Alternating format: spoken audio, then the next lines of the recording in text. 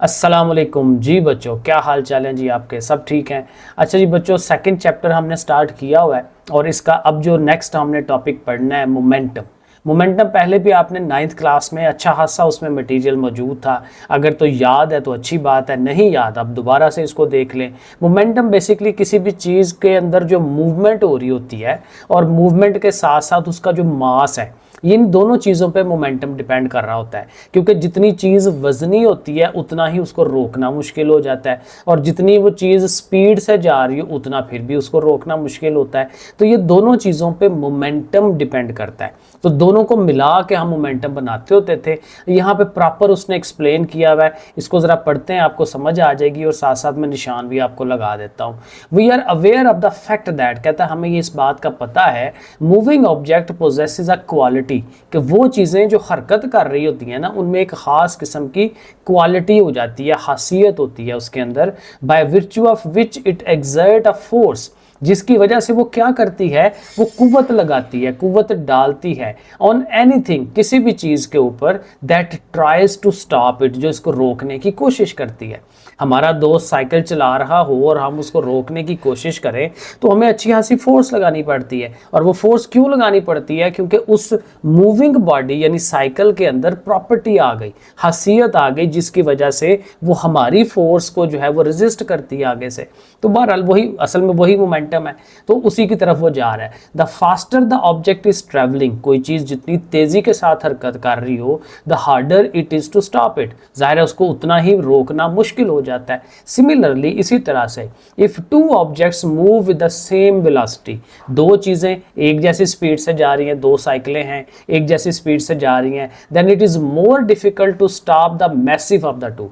अब एक मोटरसाइकिल है और एक साइकिल है और दोनों की स्पीड एक ही है, तो जाहिर है कि मोटरसाइकिल को रोकना थोड़ा मुश्किल होगा, क्योंकि उसके अंदर क्वांटिटी ऑफ मास ज़्यादा है, वो हैवियर है ज़्यादा, तो उसको रोकना मुश्किल हो जाएगा। Newton refers to this property as momentum, तो न्यूटन ने ये बताया था कि ये जो प्रॉपर्टी है उस मूविंग बॉडी के अंदर, इसको हम मोमेंटम कहते हैं। आगे वो डेफिनेशन वो दे रहा है, इसको हमें याद करना है। अब मोमेंटम की डेफिनेशन क्या बन रही है कि वो क्या है? अब वेक्टर क्वांटिटी है। पहली बात ये है कि मोमेंटम एक वेक्टर क्वांटिटी है। वेक्टर और स्केलर में क्या फर्क था? वेक्टर में डायरेक्शन भी साथ बताते हैं, क्वांटिटी तो है ही लेकिन साथ डायरेक्शन भी जरूरी है, और स्केलर में ज़ाहिर है सिर्फ क्वांटिटी होती है। तो ये जो हमारा मोमेंटम है ये क्या है? A vector quantity defined as, और उसकी डेफिनेशन हम क्या बनाते हैं? Product of an object's mass and velocity. Simple definition देते हैं कि जी मास और वेलोसिटी को ज़रब दे दें तो वो मोमेंटम बन जाता है, लेकिन साथ ही ये भी बताना है कि वो वेक्टर क्वांटिटी भी है। ठीक है, ये दोनों बातें हम बताएंगे डेफिनेशन में, तो ये ज़रूर आप इसको याद करें। This term is now called linear momentum. अब एक नई बात अब आएगी, अब ये नई बात है पुरानी बातों से 9 से हट के, क्योंकि वहाँ पे ये काम नहीं था, क्योंकि अब उसको हमने फर्दर आगे लेके चलना है। अब इसको हम कहते हैं लीनियर मोमेंटम, क्योंकि यहाँ पे जो मूवमेंट हो रही है वो एक ही सीध में हो रही है, स्ट्रेट लाइन के ऊपर मूवमेंट हो रही है। ठीक है, और जब वो सर्कुलर फॉर्म में होता है तो उसको हम, चूंकि सर्कल है तो वो एंगुलर मोमेंटम कहते हैं। वो बाद में शायद आगे कहीं आए तो उसको भी हमने पढ़ना होता है, क्योंकि अब ये फर्दर हायर स्टडीज़ में हम आ रहे हैं। So this term is now called linear momentum. ठीक है जी, ये हमारा लीनियर मोमेंटम है, इसको हम पी से शो कराते हैं of the body, and is defined by the relation, और उसके लिए ये रिलेशन बनाते हैं, P is equal to M V. ठीक है, पी मोमेंटम है, एम मास है, वी वेलोसिटी है। ठीक है, इस तरह से ये उसने साथ नीचे बता भी दिया है। Linear momentum is therefore a vector quantity. अब देखें यहाँ से फिर दोबारा से लीनियर मोमेंटम को डिफाइन कर रहा है कि लीनियर मोमेंटम क्या है? एक वेक्टर क्वांटिटी है और has the direction of the velocity, और ये इसकी वेलोसिटी की तरफ की ही डायरेक्शन होगी। अब देखें ऊपर जो आपने ये डिफाइन किया ना कि एक वेक्टर क्वांटिटी है, और ये जो क्या होता है? मास और वेलोसिटी का प्रोडक्ट होता है। तो एक ये लाइन आपने याद करके डेफिनेशन में लिखनी है, और उसके साथ ये भी बताना है कि लीनियर मोमेंटम जो है वेक्टर क्वांटिटी तो है ही, लेकिन इसकी जो डायरेक्शन है वो किधर को होती है? वेलोसिटी की डायरेक्शन की तरफ होती है। तो फिर ये 3-4 चीज़ें आप इकट्ठी करेंगे तो एक डेफिनेशन की इसकी बनती है। फिर इसके साथ यूनिट भी बतानी है। The SI unit of momentum is kilogram metre per second, K G M S -1। जाहिर है कि इसमें दो ही चीज़ें ना, मास और वेलोसिटी है, तो मास की यूनिट होती है किलोग्राम और वेलोसिटी की मीटर पर सेकंड, तो फिर दोनों को इकट्ठा कर दें तो kg/(ms-1) जो है वो बन जाती है, और इसको जो है न्यूटन सेकंड भी कहते हैं। तो ये इसकी यूनिट्स याद करनी है। तो यहाँ तक ये हो गया कि मोमेंटम है क्या, उसकी डेफिनेशन क्या है, एक आध उसकी जो है एग्जाम्पल साथ आ गई। अब उसको जो है ज़रा एक्सप्लेन करेगा, एक्सप्लेनेशन डिफरेंट अंदाज में। पहले कहते हैं momentum and the Newton's second law of motion. ये न्यूटन का जो दूसरा लॉ है ना, सेकंड लॉ, ये बहुत इंपॉर्टेंट है, जिसको हम अक्सर कहते हैं F=ma। ये देखिए मैंने यहाँ लिखा भी है, ये हमने अगेन 9-10 में पढ़ा हुआ है, F=ma कि फोर्स बराबर होती है मास इंटू एक्सेलरेशन के, ठीक है, इस तरह से करके। तो मोमेंटम को और ये सेकंड लॉ को हमने कंबाइन करना है कि जी उससे ये बन जाता है, उससे वो बन जाता है, इंटर कन्वर्टेबल है एंड सो ऑन। तो ये यहाँ पे उसने बताया हुआ है। कहता है consider a body of mass m। अब ये भी हमें याद करना है, ये पूरा याद करने वाला है, क्योंकि इसके मेरे अंदर मैथमेटिकल काम आ रहा है और इसका सवाल भी यही बनेगा जो ऊपर उसने लिखा हुआ है। सो इसको भी हम उसी तरह से जैसे इक्वेशंस ऑफ मोशन बनाते थे, तो हम कहते थे जी consider a body of mass m moving with velocity vi, फिर vf एंड सो ऑन। वो काम थोड़ा सा हमें यहाँ पे करना है अपने सहूलत के लिए। Consider body of mass m moving with an initial velocity vi, ठीक है, पहली वेलोसिटी उसकी vi है। Suppose an external force f x upon it, जाहिर है बाहर से एक फोर्स उस पर अमल करती है। अब जब फोर्स लगेगी तो या तो ये करेगी कि उसको रोकेगी या उसको तेज कर देगी। तो रोकना या तेज करना का मतलब उसमें एक्सेलरेशन आ जाता है, तो ये वो बात करेगा। तो उस पर फोर्स लगती है t टाइम तक के लिए लगती है, और with which velocity becomes vf। अब जाहिर है पहले इनिशियल वेलोसिटी vi थी, अब vf हो गई है, या तेज हो गया होगा या स्लो हो गया होगा। The acceleration a produces by this force is given by. अब एक्सेलरेशन की ये डेफिनेशन है हमारे पास। एक्सेलरेशन की डेफिनेशन क्या होती है कि वेलोसिटी में जो चेंज आई उसको टाइम पे डिवाइड करवाएं, rate of change of velocity with respect to time. ये 9 में हमने याद की हुई है, ठीक है। तो इस तरह से तो vf minus vi over T, vf minus vi change in velocity है और टाइम पे डिवाइड करें तो ये एक्सेलरेशन की डेफिनेशन या ये उसकी इक्वेशन बन जाती है। आगे कहता है Newton's second law of motion, अगर आप देखें तो वहां से एक्सेलरेशन बनाए तो वो ये बनता है। लेकिन वो कैसे, पहले आपने ये इक्वेशन लिख लेनी है जो मैंने लिखी है ना, F=ma। F=ma लिखेंगे तो a m को उठा के f के नीचे ले जाएं तो a अकेला हो जाएगा, तो a=F/m, ठीक है। तो इस तरह से अब देखें एक एक्सेलरेशन की डेफिनेशन ये हमारी ऊपर आ गई, एक उसकी ये आ गई। अब दोनों को हम कंपेयर कर सकते हैं, ठीक है ना। तो फॉर एग्जांपल ये जो ऊपर वाला a है, इसकी जगह पे a की ये जो वैल्यू आई है F/m, इसको हम उसकी जगह पुट करा देते हैं। तो देखें उसकी जगह हमने पुट कराया F/m = vf - vi over T, ठीक है जी, ये क्लियर हो गया। अच्छा अब आगे चलते हैं। अब ये F/m है, अगर आप m को उधर ले जाएं और t को इधर ले आए, अब t की देखना इधर डिवाइड कर रहा है तो t इधर डिवाइड कर रहा है, उधर जाके मल्टीप्लाई f इंटू टी, और m भी इधर डिवाइड कर रहा है, m जाके उधर मल्टीप्लाई होगा vf के साथ भी और vi के साथ भी। तो देखिए हमारी ये इक्वेशन बन जाएगी। अब ये इक्वेशन जो बनाई है ना, इसको हमने थोड़ा एक्सप्लेन करना है, ये हमारे लिए ज़रूरी चीज़ है। अब देखें इस इक्वेशन के अंदर ये जो mvi है और mvf है, देखें m और v क्या था, शुरू में हमने पढ़ा था ना, वो मोमेंटम है। तो vi का मतलब है इनिशियल वेलोसिटी, यानी कि इनिशियल मोमेंटम हो जाएगा। mvf फाइनल वेलोसिटी है तो वो फाइनल मोमेंटम हो जाएगा। तो वो हमने देखे नीचे लिखा है, where mvi is the initial momentum and mvf is the final momentum of the body. The equation this one shows that, अब ये जरा समझने वाली बात है, that change in momentum, momentum में जो तब्दीली वाक़या हुई, अब ये तब्दीली हुई है ना, देखें जब आप फाइनल में से कोई चीज़ इनिशियल को निकाल देते हैं तो उसमें जो चेंज आती है वही शो कराते हैं। जैसे आप वेलोसिटी में ये कर रहे थे vf माइनस vi, तो आप क्या कर रहे होते हैं कि जी फाइनल वेलोसिटी में से इनिशियल को माइनस करते हैं, तो वेलोसिटी में जो चेंज आई है वो देख रहे होते हैं। अब यहाँ फाइनल मोमेंटम में से इनिशियल मोमेंटम माइनस कर रहे हैं, तो मोमेंटम में जो तब्दीली वाक़या हुई ये वो बात करेगा।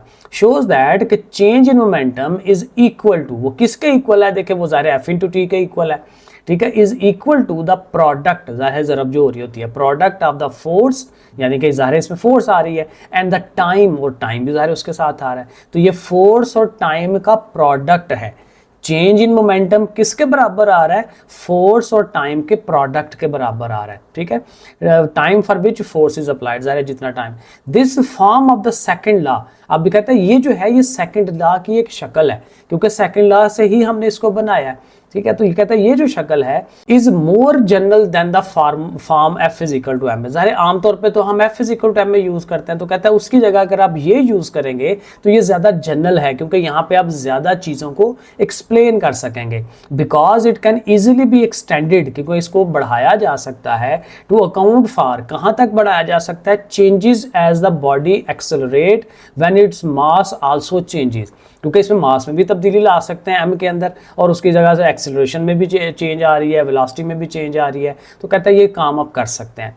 कहते हैं अब एग्जांपल भी आगे दे रहा है, for example as a rocket accelerate, जब रॉकेट को हम नीचे से ज़मीन से ऊपर की तरफ फेंकते हैं, भेजते हैं, ठीक है, तो वो एक्सेलरेट करता है ज़मीन से, ज़ाहिर है तो ज़मीन से तो आहिस्ता स्पीड से जाएगा, लेकिन जो जो गैसें निकलेंगी तो उसकी स्पीड तेज़ होती जाती है, उसने ग्रेविटी से बाहर निकलना होता है, तो एक्सेलरेशन उसको मिल रहा होता है। सो कहता है जो जो उसने रॉकेट ने एक्सेलरेशन लेना है, इट लूजेज मास, ये मास कम करेगा। ये बात पे गौर करें, मास कम कैसे करता है कि उसके चैम्बर बने होते हैं नीचे, गैस का एक चैम्बर, गैसों का एक नीचे होता है, एक उससे ऊपर होता है, और उससे तो सबसे जो नीचे वाला चैम्बर है, जब उसकी गैसें खत्म हो जाती हैं उसको उतार देते हैं। अब जब वो उतार के नीचे गिर जाता है तो मास ओवरऑल कम हो गया ना पूरे रॉकेट का, तो मास जो है वो कम होता चला जाता है, डिक्रीज होता है, ठीक है। ये लिखा हुआ है उसने, because it's fuel is burned, fuel जलता है, एंड इजेक्टेड, और उसको फिर निकाल देते हैं टू प्रोवाइड ग्रेटर थ्रस्ट, ताकि उसको और ज़्यादा थ्रस्ट मिल सके। अब इसी इक्वेशन को आप ऐसे भी रख सकते हैं कि टी को उस तरफ ले आए, तो टी को अगर इधर ले आते हैं तो F is equal to M V F minus M V I over T. अब इसको ज़रा गौर से देखें तो ये वही है, F is equal to M में एम और ए लिखा होता है ना, तो ए क्या था, वी एफ माइनस वी आई ओवर टी, तो एम भी है, वी एफ माइनस वी आई ओवर टी भी है, तो ये ऑलमोस्ट वही है, F is equal to M में। So the second law of motion can also be stated in terms of momentum. तो अल्टीमेट हमने ये कर दिया कि जो मोमेंटम है उसको सेकंड लॉ ऑफ मोशन के अंदर भी उसको ले आए। तो ये हमारा सवाल था, ये किस्म का लॉन्ग सवाल बनता है कि मोमेंटम को Newton second law of motion के हिसाब से कैसे एक्सप्लेन किया जा सकता है और इसमें क्या क्या चीज़ें इंपॉर्टेंट हैं, तो वो हम उसको बातें ये सारी बता देंगे। और ये देखें वहीं से वो एक डेफिनेशन टाइप बना देता है कि टाइम रेट ऑफ चेंज, क्योंकि ये देखें जब भी कोई चीज़ टाइम पे डिवाइड करते हैं तो टाइम रेट है। रेट बेसिकली जब भी लफ्ज़ आता है ना, तो रेट का मतलब वो यही होता है कि उस चीज़ को किसी चीज़ पर डिवाइड कराया जा रहा होता है, ठीक है, कि भाई इस चीज़ का इतना रेट है। तो यहाँ पर वो कह रहा है time rate of change. Rate of change किसका, मोमेंटम का, क्योंकि ऊपर ये मोमेंटम है, मोमेंटम में जो चेंज आई और उसका टाइम के लिहाज से रेट यानी कि टाइम पे डिवाइड किया, of a body is equal to the applied force, वो डेफिनेटली जो है वो फोर्स के इक्वल होता है। तो यही वो बात कर रहा है। तो ये Newton second law of motion उसकी दूसरी शक्ल है, वो इस तरह से है, तो इसको भी आपने याद कर लेना है। अच्छा, आगे एक छोटा सा लेकिन बहुत ही इंपॉर्टेंट टॉपिक है जिसको इम्पल्स कहते हैं। इम्पल्स असल में होता है कि जो फोर्स लगाई जाती है ना, वो बाज़ औक़ात हमें ज़रूरत पड़ती है कि थोड़े से टाइम में, very short interval of time में कितनी फोर्स लगी है, हमें वो बाज़ का ज़रूरत पड़ती है उसको फाइंड आउट करने की। डिफरेंट सिचुएशंस होती हैं, तो वो जो थोड़े से टाइम के लिए जो फोर्स लगती है उसको इम्पल्स कहते हैं। और ये अक्सर हमारे जो अंदर जो बायोलॉजिकल फिनोमिनाज होते हैं और उसमें हमारा जो नर्वस सिस्टम है, तो नर्वस सिस्टम में भी यही होता है कि जो पैगाम आगे जाता है ना, वो छोटे छोटे इम्पल्सिस से जाता है, और वो बहुत छोटा इम्पल्स होता है, यानी कि वही बात कि थोड़ी सी देर के लिए जो फोर्स या चीज़ बन रही है और वो आगे की तरफ जा रही है, तो इम्पल्स का लफ्ज़ वहाँ पे भी यूज़ होता है। वो 7-8 को मैंने पढ़ाया था, तो तब से मुझे याद है, ज़हन में है। तो बहरहाल वो चीज़ है, आप देखें ज़रा, बड़ी इंटरेस्टिंग चीज़ है। कहते हैं sometimes we wish to apply the concept of momentum, कहता है ये जो मोमेंटम का कंसेप्ट है हम लगाना चाह रहे होते हैं टू केसेस, उन जगहों पे where the applied force is not constant. ये वो केस है कि जहाँ पे फोर्स एक जैसी नहीं रहती। अब ऊपर जो हम समझ रहे हैं उसमें फोर्स के अंदर हमने कुछ भी नहीं किया, हमने कहा जी फोर्स लग रही है। अब लग रही है तो एक हमने यही अज्यूम किया हुआ है कि एक कांस्टेंट फोर्स है। फोर्स में कमी ज़्यादती को तो हमने गिना ही नहीं, तो अगर कमी ज़्यादती आ रही है जो मोर ज़्यादा जनरल फिनोमेना आगे से, तो फिर वहाँ क्या होगा, तो उसके लिए फिर ये इम्पल्स का काम आता है, ठीक है। Where the applied force is not constant, it act for very short interval of time, कि थोड़े से टाइम के लिए वो फोर्स लगती है। फॉर एग्जाम्पल, अब ये देखें एग्जाम्पल बड़ी मज़े की है। When a bat hits a cricket ball, जब बैट जो है क्रिकेट के बॉल को हिट करता है, the force certainly varies from instant to instant during the collision. अब बाल आके जब जूं ही टकराएगा और टकरा के उसने रिबाउंड होना है तो होगा तो ज़ाहिर है बहुत थोड़े टाइम के लिए, लेकिन कहता है उस थोड़े टाइम के अंदर भी जो फोर्स लग रही होगी वो शुरू में जब आके टकराना है तो हाईएस्ट फोर्स लगेगी, लेकिन टकरा के उसने रिबाउंड भी करना है तो टकराने के फौरन बाद अगले जो लम्हे में उसने फोर्स होनी है, उसने जो और उसको पुश करना है वो बहुत कम हो जाएगी, फिर उसने रिबाउंड भी करना है। तो इस तरह से करके वो फोर्स जो है उसमें कमी ज्यादा आती है, लेकिन ज़ाहिर होता भी बहुत ही छोटा इंटरवल है। सो कहते हैं in such cases it is more convenient, तो कहता है ये ज़्यादा फायदेमंद होता है to deal with the product of force and time, के सिर्फ फोर्स से डील ना करें, फोर्स इनटू टाइम के साथ डील करें, क्योंकि टाइम को भी साथ इन्वॉल्व कर लें कि कितने टाइम में कितनी फोर्स लगी, ताकि दोनों का प्रोडक्ट मिल जाए तो उसमें सारी चीज़ें कवर हो जाएं, लोअर फोर्स और हायर फोर्स सारी उसमें आ जाएं, instead of either quantity alone, कि किसी एक को हम लें, दोनों को लेना चाहिए। The product of average force, क्योंकि ज़ाहिर है जब हमने उसको मल्टीप्लाई करना है टाइम के साथ तो फिर उसकी एवरेज आ जानी है, फिर हमें एक एक की ज़रूरत ही नहीं पड़ती, तो इसलिए टाइम से मल्टीप्लाई करना ज़रूरी होता है। The product of average force F that act during time T is called impulse. तो इम्पल्स की फिर डेफिनेशन देखें यहाँ से आपको मिल रही है कि इसमें हम क्या करते हैं कि जो एवरेज फोर्स है उसको हमने टाइम से मल्टीप्लाई करा देना होता है और उसका जो प्रोडक्ट आएगा उसको हम इम्पल्स का नाम देते हैं। और इम्पल्स के लिए फिर ज़ाहिर है अगेन वही फार्मूला जो ऊपर हमने ये लिखा था कि F into T is equal to M V F minus v i, असल में ये वो ऊपर फार्मूला ये वाला, इस वाले फार्मूले को ही एज ए इम्पल्स पे ले रहा है, क्योंकि ज़ाहिर है फोर्स और टाइम मल्टीप्लाई हो रहे हैं ना इसके अंदर, तो ये इसका फार्मूला साथ आ जाएगा, यहाँ से आपने उसको डेफिनेशन करनी है, तो ये आपका सवाल रेडी हो जाता है। अच्छा, अब आगे उसने न्यूमेरिकल किया, ये भी इंशाल्लाह नेक्स्ट टॉपिक मैंने यही करना है कि एग्जाम्पल्स और न्यूमेरिकल्स, ये इंशाल्लाह 2-3 दिन लगा के, क्योंकि टाइम लग जाता है, तो वो इंशाल्लाह मैं आपको लिख के तो ये सारा समझा देता हूँ। अब ये आ गया जी law of conservation of momentum, ये भी 9th के अंदर था कि मोमेंटम कंजर्व रहता है, ख़त्म नहीं होता।